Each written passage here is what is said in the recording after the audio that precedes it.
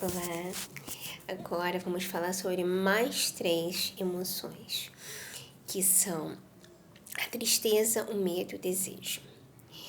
A tristeza a gente sabe, muitas vezes, identificá-la, que é um sentimento mais que a gente quer ficar um pouco mais quieto, fica meio acaba com pensamentos mais depressivos, causa às vezes um arrependimento porque a gente está naquele estado, mas a gente não entende muito, vem um desânimo, entende? A apatia e a tristeza estão muito um pouco juntas, né? Que tem essa...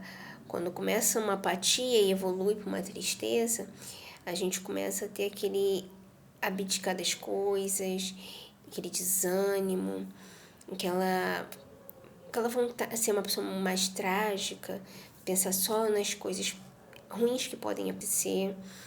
Não que as coisas ruins não possam acontecer, mas você só vê sempre os negativos das situações. O medo. O medo também é um reflexo de ansiedade. Porque quando a gente está com medo, a gente não está vivendo o presente, a gente está ansioso a gente sai desse local de ter uma segurança e a gente fica sempre antevendo os acontecimentos. E isso causa, por isso que traz essa ansiedade, que você quer prever tudo e o não ter essa certeza do futuro, das coisas que você gostaria de controlar, digamos assim, te dá um medo. E o medo realmente é um processo de ansiedade não trabalhado. E isso pode ser assustador, né? E isso pode causar essa sensação de... Por isso que pode, de um medo, você desenvolver várias síndromes. Síndrome do pânico, síndrome de ansiedade, vários outros tipos de síndromes e assim, comportamentos e estados mentais e emocionais que vai requerer um pouco mais de atenção e de um olhar realmente para o que você tem medo, de verdade. De não ter controle, de não ter como planejar as coisas. Porque a maioria das vezes o nosso medo não é só da perda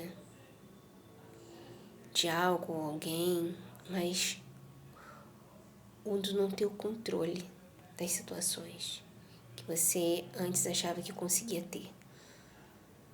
Entende? Então, isso, assim, é algo a se pensar sobre o medo. De que, de fato, você tem medo. E ficar refletindo sobre isso.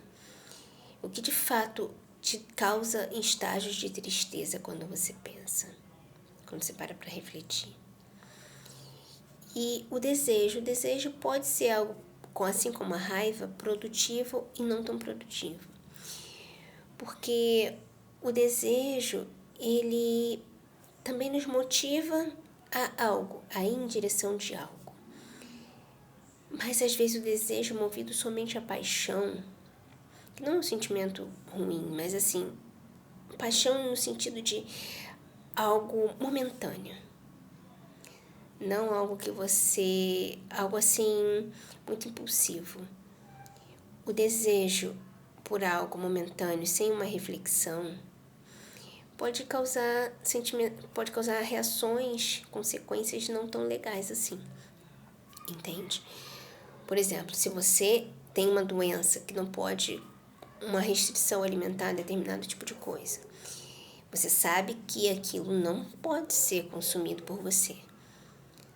Mas você pega e fala, eu tô com desejo disso, eu vou fazer isso impulsivamente, só se vive uma vez, e você come e você tem uma reação bem adversa.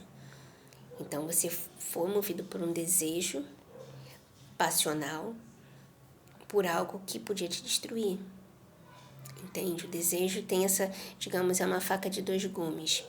São 3 sentimentos que são tipo uma faca de dois gumes. O desejo, a raiva e o orgulho. Entende? Você tem que saber como usar e dosar. Mas agora a gente vai falar sobre o desejo. Então, o que você tem desejado de fato para sua vida? Aí fica uma outra reflexão, né? São coisas construtivas, são coisas que vão somar, são coisas que vão ajudar você a se sentir melhor. Ah, mas eu me sinto melhor desejando mal pro outro. Tá bom, tudo bem. Mas tá fazendo efeito? Tá sendo algo assim que vai somar na sua vida? Eu acho que não.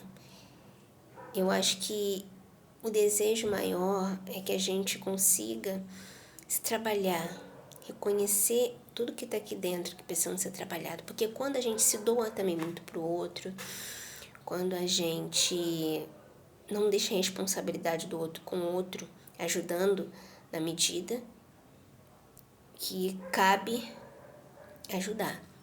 Porque também, se você quer tomar muito partido do outro, você está deixando a sua vida de lado. Um desejo muito forte, não equilibrado, pode também ser prejudicial para a gente.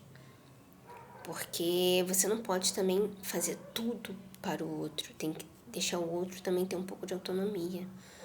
Até as crianças, quando são educadas, se elas já sabem arrumar uma cama, você já pode deixar fazer. Não é uma exploração, é você também dar uma certa autonomia para aquela criança ganhe confiança. Entende?